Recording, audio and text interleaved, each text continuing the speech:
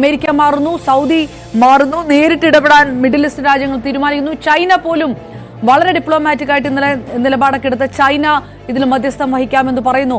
ഒരു സമ്പൂർണ്ണ യുദ്ധ സാഹചര്യത്തിലേക്ക് കാര്യങ്ങൾ പോകുന്നു എന്നുള്ള വിലയിരുത്തലുകൾ കൊണ്ടുകൂടിയായിരിക്കുമോ വളരെ പെട്ടെന്നുള്ള ഈ ഇടപെടലുകൾക്ക് ഉള്ള ഇനിഷ്യേറ്റീവുകൾ?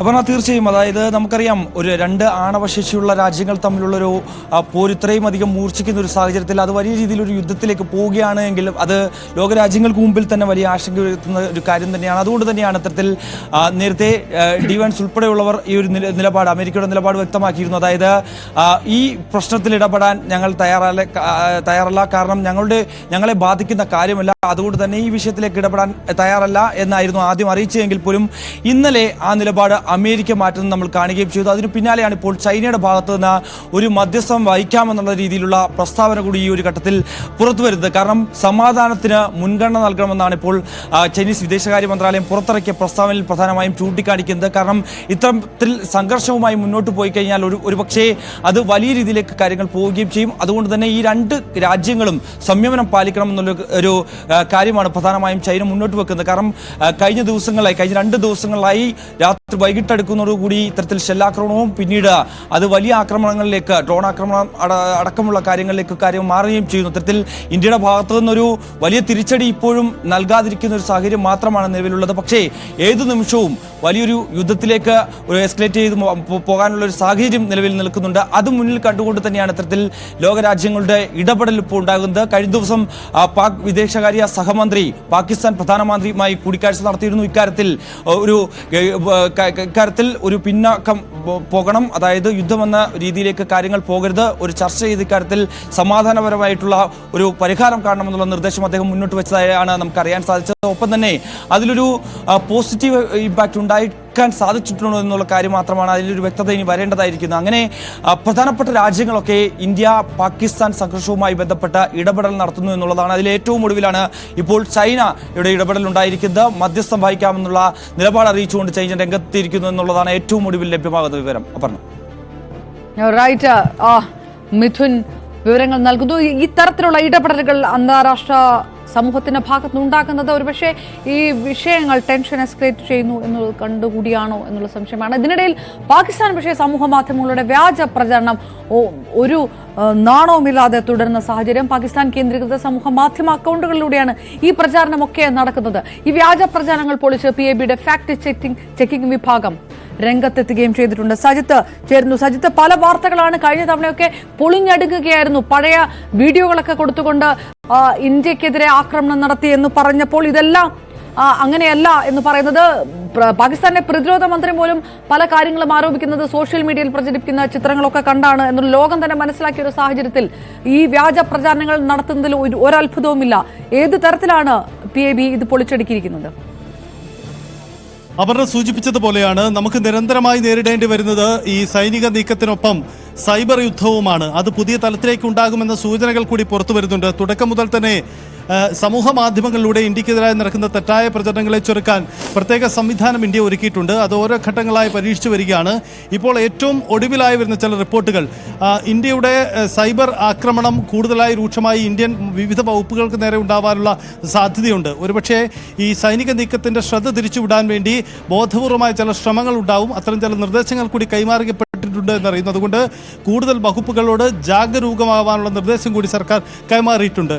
ഇനി PABയുടെ ഫാക്ട് ചെക്കിംഗ് വിഭാഗം കഴിഞ്ഞ ദിവസങ്ങളിൽ കണ്ടെത്തിയ ചില വ്യാജ പ്രചരണങ്ങൾ ഏതാണെന്ന് നമുക്ക് നോക്കാം. അതിലൊന്ന് ഈ ദൃശ്യത്തിലേക്ക് വരുമ്പോൾ വളരെ വ്യക്തമാണ്. ഇന്ത്യ ഈ സിഖ് മതസ്ഥാപനങ്ങൾക്ക് നേരെ ബോധപൂർവമായ ആക്രമണം നടത്തുന്നു, സൈന്യം ആക്രമണം നടത്തുന്നു എന്ന രീതിയിൽ സമൂഹ മാധ്യമങ്ങളിൽ തെറ്റായി നടക്കുന്ന ചില പ്രചരണമാണ്. അത് PABയുടെ ഫാക്ട് ചെക്കിംഗ് വിഭാഗം തുറന്നു കാട്ടുകയാണ് ഇതിലൂടെ. ഇത് പൂർണ്ണമായും തെറ്റ് എന്നതാണ് തുറന്നു കാട്ടുന്നത്.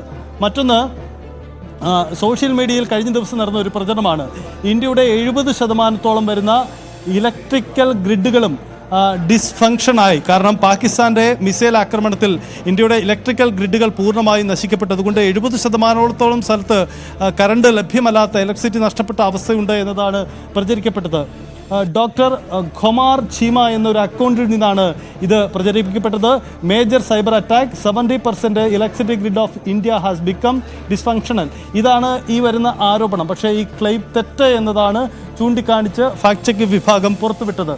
മറ്റൊന്നുകൂടിയുള്ളത്, ഇന്ത്യ പ്രധാനമായും ഡൽഹി മുംബൈ എയർലൈൻ റൂട്ട് നിരോധിക്കപ്പെട്ടു, അവിടെ സർവീസ് നിർത്തലാക്കി എന്ന ആരോപണമാണ്. ഇത് NDTV എന്ന ചാനലിൻ്റെ പേരിൽ പ്രചരിപ്പിക്കപ്പെട്ട മറ്റൊരു ഇതാണ്. അത് പൂർണ്ണമായും തെറ്റ് എന്ന രീതിയിൽ തന്നെ കണ്ടെത്തുകയും ചെയ്തിട്ടുണ്ട്. India Pak tension hits air travel, temporary closure of services on Delhi Mumbai route, airline told to reroute flights till May 14 എന്ന് പറഞ്ഞാണ് ഈ പോസ്റ്റ് വന്നിരിക്കുന്നത്. അതും തെറ്റാണെന്ന് PIBയുടെ ഫാക്ട് ചെക്കിംഗ് വിഭാഗം കണ്ടെത്തിയിട്ടുണ്ട്. ജനങ്ങളെ ബോധവൽക്കരിക്കുന്നതിൻ്റെ ഭാഗമായിട്ടാണ് ഇത്തരം നീക്കം നടന്നത്. 26 എയർപോർട്ടുകളിൽ മാത്രമാണ് റീറൂട്ട് ചെയ്യപ്പെടുകയോ അവിടെ സർവീസിന് നിയന്ത്രണം ഉള്ളത്. ബാക്കി എല്ലായിടത്തും സാധാരണ രീതിയിലുള്ള സർവീസുകൾ നടക്കുന്നുണ്ട്. ഡൽഹി മുംബൈ റൂട്ടിൽ ഒരു തടസ്സവുമില്ല എന്ന് സർക്കാർ ആവർത്തിക്കുന്നു. മറ്റൊന്ന്, ഇന്ത്യയുടെ ഫൈറ്റർ ജെറ്റുകൾ, 3 ഫൈറ്റർ ജെറ്റുകളെ പാകിസ്ഥാൻ വെടിവെച്ചിട്ടു എന്ന തെറ്റായ പ്രചരണമാണ്. നമ്മൾ കണ്ടതാണ് കഴിഞ്ഞ ദിവസം ഉണ്ടായ പ്രചരണം. അതിന് തുടർച്ചയായി വീണ്ടും പ്രചരണം നടക്കുമ്പോഴാണ് PIB ഫാക്ട് ചെക്കിംഗ് വിഭാഗം സമാനമായ നീക്കവുമായി വരുന്നത്.